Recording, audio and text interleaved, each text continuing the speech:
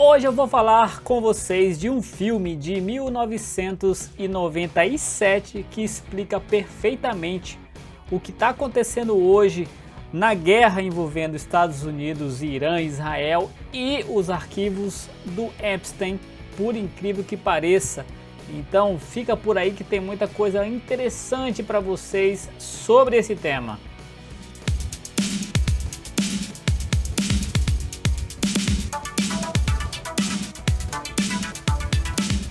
Pois é, gente, então é engraçado que tem essas coisas cíclicas que acontecem no mundo e a arte reflete muito essas coisas, fazendo referências. Os artistas, eles pegam a realidade e criam suas histórias, sua arte para fazer ali uma crítica, para fazer um reflexo, uma projeção. E aí fica uma coisa interessante porque a gente vai reconhecendo tudo aquilo que está sendo ali citado de uma maneira direta ou indireta. E também não apenas isso, mas como aquilo vai ao longo do tempo se repetindo num ciclo assim de coisas que se repetem. E aí a gente vai falar de um filme interessante de 1997 que serve muito bem como uma alusão, como uma analogia perfeita do que está acontecendo hoje. Mas antes a gente precisa dar um contexto do que está acontecendo hoje e aí a gente volta para falar desse filme interessante que vocês, se não assistiram, assistam porque é muito interessante. Mas antes, claro, eu já vou pedindo para você deixar o seu like aqui nesse vídeo, para você se inscrever no canal e dar esse apoio pra gente, porque é muito importante, tá bom? Então sim, vamos começar falando então por uma ordem cronológica dos casos envolvendo os famosos arquivos do Epstein, do todo caso Epstein para vocês. O Jeffrey Epstein foi um milionário e financista americano. Durante anos ele utilizou sua enorme riqueza e influência para criar e manter uma rede de tráfico sexual de menores. Ele atraía meninas e adolescentes, algumas com menos de 14 anos, para suas mansões em Nova York, Flórida, Novo México, Paris e para sua ilha particular no Caribe, a Little St. James, com a promessa de pagamentos por massagens que rapidamente se transformavam em abusos sexuais. O primeiro grande cerco contra o Epstein ocorreu em 2005, em Palm Beach, na Flórida. A polícia local começou a investigar as denúncias de abuso. Mas apesar das graves acusações federais de tráfico sexual que poderiam levá-lo à prisão perpétua, Epstein conseguiu um acordo judicial extremamente leniente em 2008. Ele se declarou culpado de acusações estaduais menores, como prostituição e solicitação de prostituta menor de idade, cumprindo apenas 13 meses de prisão, com direito a sair para trabalhar durante o dia. Esse acordo gerou indignação pública anos depois. Já em julho de 2019, após uma série de reportagens investigativas, especialmente pelo jornal Miami Herald, o interesse do público foi reaberto por esse caso. O Epstein foi preso novamente, dessa vez por promotores federais em Nova York. Ele foi acusado de tráfico sexual de menores e conspiração para tráfico sexual. Em 10 de agosto de 2019, enquanto aguardava julgamento no Centro Correcional Metropolitan de Manhattan, Epstein foi encontrado morto em sua cela. A morte foi oficialmente declarada como suicídio por enforcamento.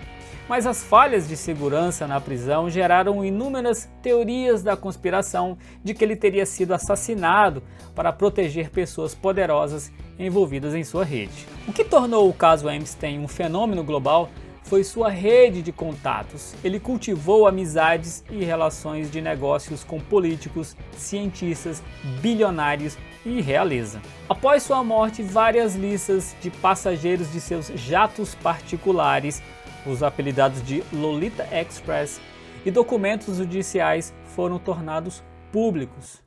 Nomes como o do Príncipe Andrew, do Reino Unido, Bill Clinton, Donald Trump, Bill Gates, entre outros, aparecem associados a ele. É importante notar que a presença de um nome nos documentos ou registros de voo não indica por si só participação nos crimes de Epstein. No entanto, o príncipe Andrew teve que fazer um acordo financeiro milionário com a Virginia Gibbs, uma das principais vítimas do Epstein, que o acusou de abuso. Uma figura central no caso foi Ghislaine Maxwell, uma socialite britânica e ex-namorada de Epstein. Ela atuava como a recrutadora da rede, ganhando a confiança das meninas e facilitando os abusos. Em dezembro de 2021, Maxwell foi condenada por tráfico de menores e no ano seguinte, sentenciada a 20 anos de prisão.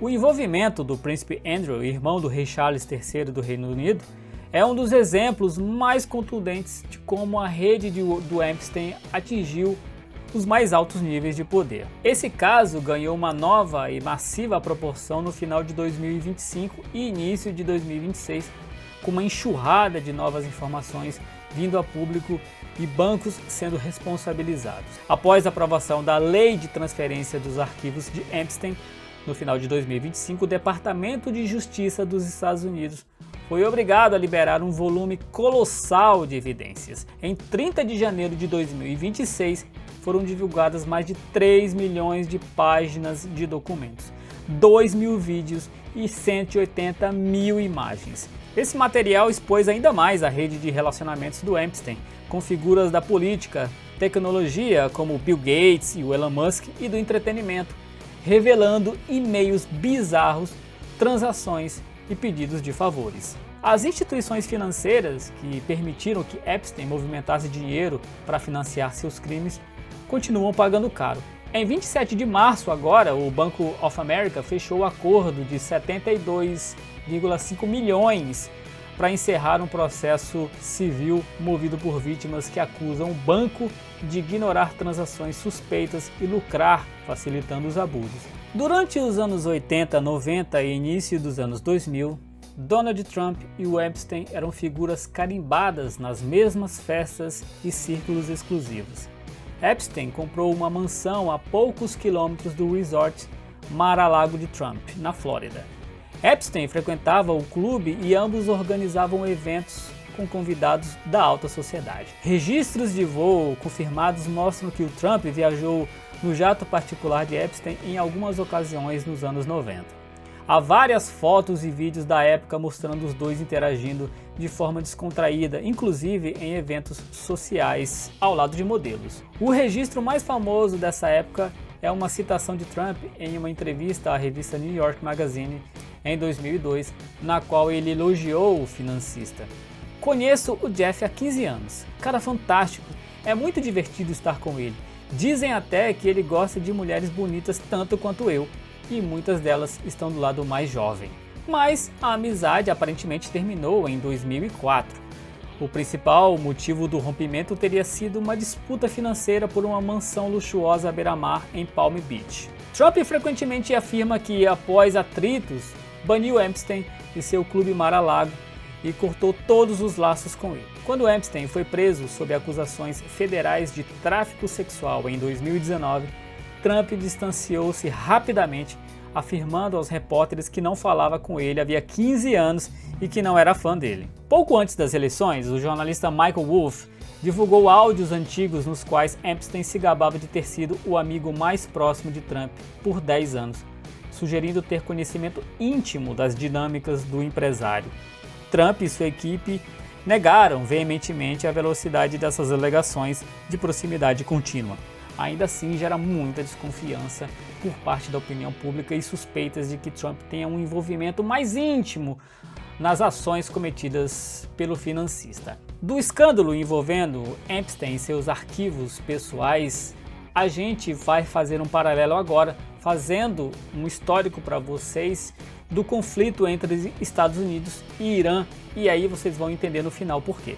Os Estados Unidos apoiaram o regime do Shah Mohammad Reza Pahlavi, vendo o Irã como um pilar de estabilidade e uma barreira contra a influência soviética.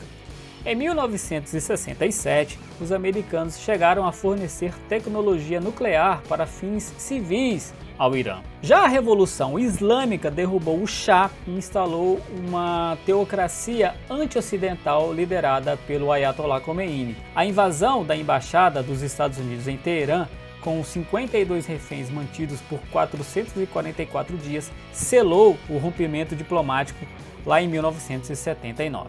Desde então, o conflito ocorreu indiretamente. O Irã financia grupos como o Hezbollah e o Hamas, enquanto os Estados Unidos impõem sanções econômicas severas para isolar o país.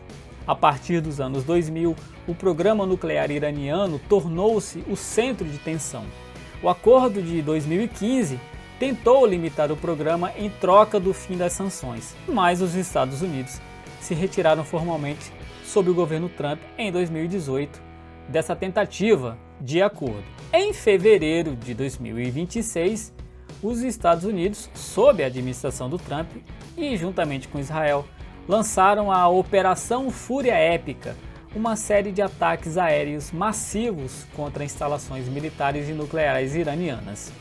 Relatos indicam que os ataques atingiram o coração do regime, resultando na morte do líder supremo, o Ayatollah Khamenei, e de alta cúpula da Guarda Revolucionária.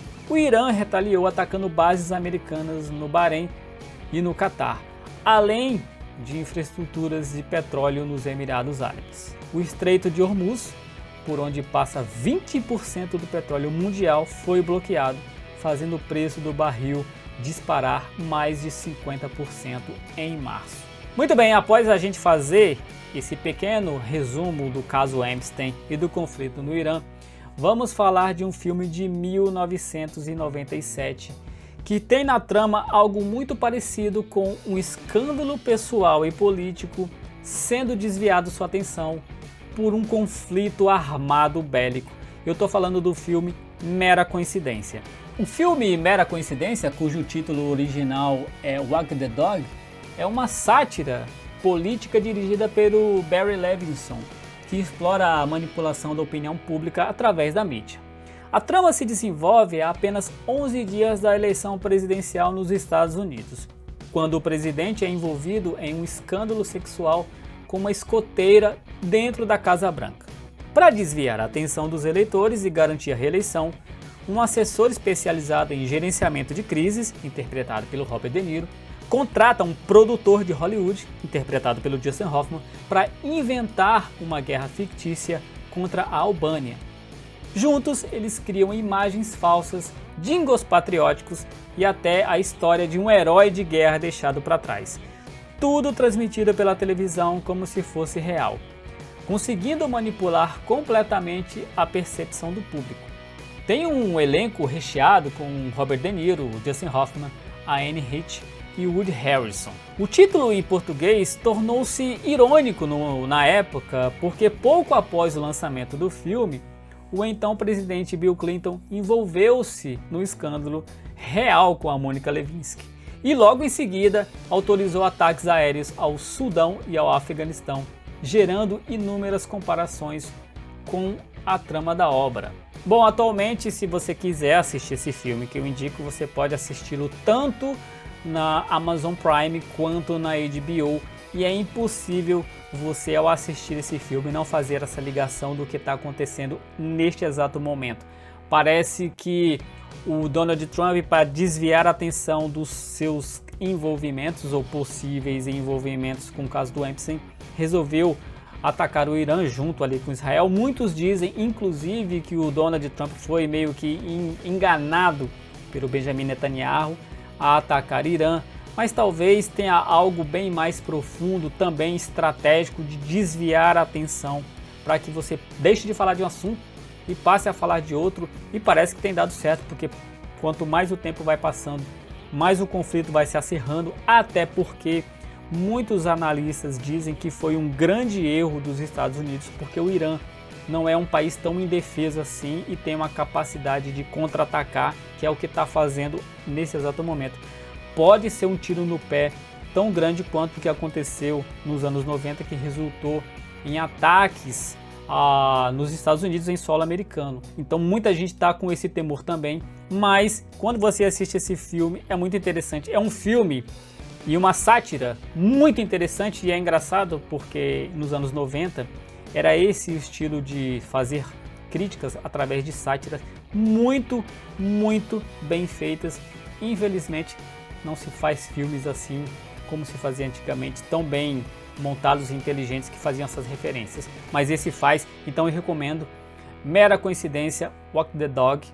Então com Robert De Niro, Justin Hoffman, muito bom. Recomendo para vocês assistirem, como eu recomendo fortemente que você neste exato momento, se ainda não fez, para você deixar o seu like, para você se inscrever aqui no canal, compartilhar esse link com todo mundo, que pode ser muito interessante para que a gente possa se sentir mais motivado a fazer mais material interessante para vocês, tá bom? Então é isso daí, esse é o vídeo de hoje, espero que vocês tenham gostado, nós nos vemos no próximo e é isso aí, gente, tchau!